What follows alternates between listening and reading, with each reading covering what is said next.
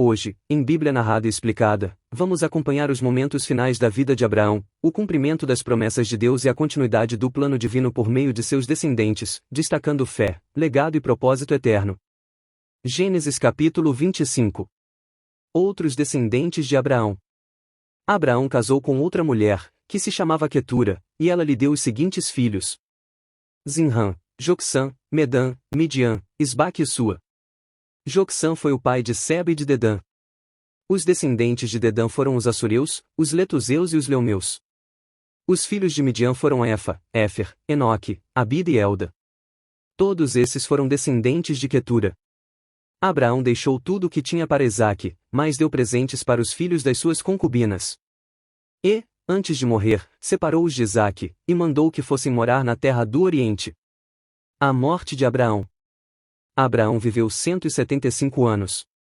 Ele morreu bem velho e foi reunir-se com os seus antepassados no mundo dos mortos.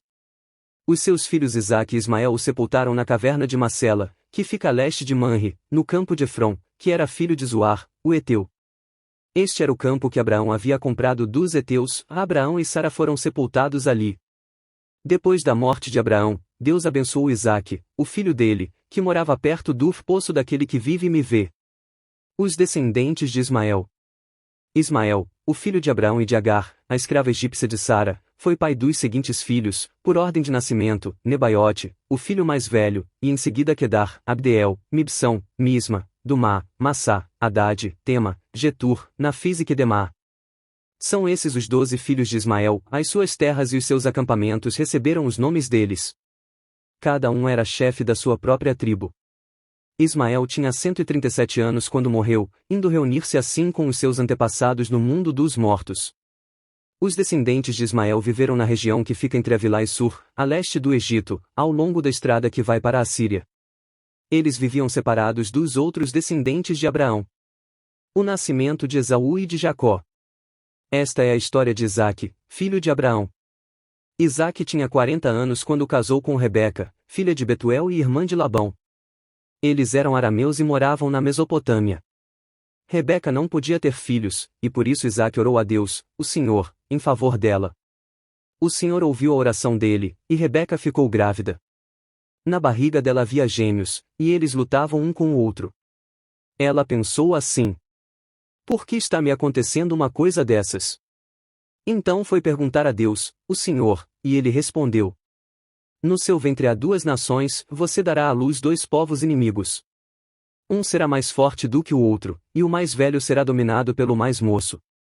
Chegou o tempo de Rebeca dar à luz, e ela teve 2 meninos.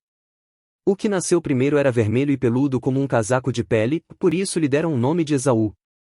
O segundo nasceu agarrando o calcanhar de Esaú com uma das mãos, e por isso lhe deram o nome de Jacó. Isaque tinha 60 anos quando Rebeca teve os gêmeos. Esaú vende os seus direitos de filho mais velho. Os meninos cresceram. Esaú gostava de viver no campo e se tornou um bom caçador. Jacó, pelo contrário, era um homem sossegado, que gostava de ficar em casa. Isaque amava mais Esaú porque gostava de comer da carne dos animais que ele caçava. Rebeca, por sua vez, preferia Jacó. Um dia, quando Jacó estava cozinhando um ensopado, Esaú chegou do campo, muito cansado, e foi dizendo: estou morrendo de fome. Por favor, me deixe comer dessa coisa vermelha aí. Por isso puseram em Esaú o nome de Edom. Jacó respondeu: sim, eu deixo, mas só se você passar para mim os seus direitos de filho mais velho. Esaú disse: está bem. Eu estou quase morrendo, que valor tem para mim esses direitos de filho mais velho? Então jure primeiro, disse Jacó. Esaú fez um juramento e assim passou a Jacó os seus direitos de filho mais velho. Aí Jacó lhe deu o pão e o ensopado. Quando Esaú acabou de comer e de beber, levantou-se e foi embora. Foi assim que ele desprezou os seus direitos de filho mais velho. Explicação. Em Gênesis 25, a Bíblia nos conduz aos últimos registros da vida de Abraão, e à transição do plano de Deus para a próxima geração, mostrando que as promessas do Senhor não terminam com a morte de um homem, mas continuam firmes ao longo da história. O capítulo começa revelando que Abraão toma outra esposa, chamada Quetura, e dela tem filhos. Isso nos ensina que, mesmo em idade avançada, Abraão ainda vive debaixo da bênção da vida concedida por Deus. No entanto, o texto deixa claro que, embora Abraão ame todos os seus filhos, ele reconhece que a promessa da aliança não está dividida. Isaque é o herdeiro legítimo da promessa feita por Deus, e por isso Abraão lhe entrega tudo o que possui, enquanto aos outros filhos concede presentes e os envia para longe, evitando conflitos e preservando o plano divino. Em seguida, o texto registra a morte de Abraão aos 175 anos, descrevendo-o como alguém que morreu em boa velhice, cheio de dias.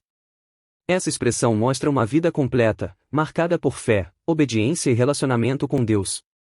Isaque e Ismael, mesmo tendo histórias diferentes e feridas do passado, se unem para sepultar o pai.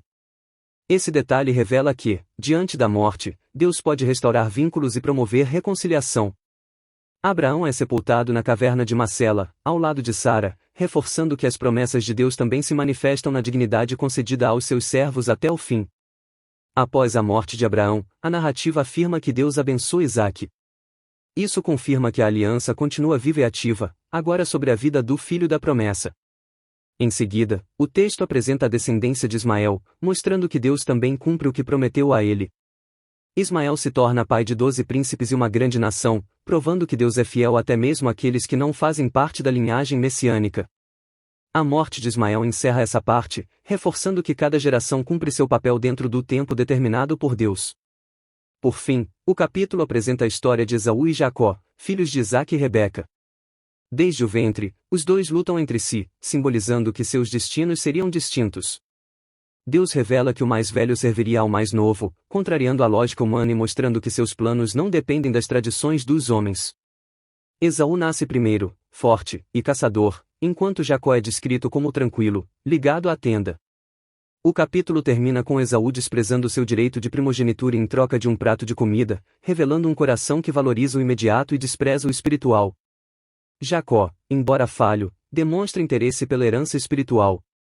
Gênesis 25 nos ensina que Deus observa o coração, honra suas promessas e conduz a história segundo seu propósito soberano, mesmo usando pessoas imperfeitas para cumprir um plano perfeito. Amém. Se você gostou de A Bíblia Narrada e Explicada, escreva aqui nos comentários o nome da sua cidade, quero saber de onde você está nos acompanhando. E se ainda não é inscrito no canal, se inscreva agora e compartilhe esse vídeo com mais pessoas. Até o próximo vídeo.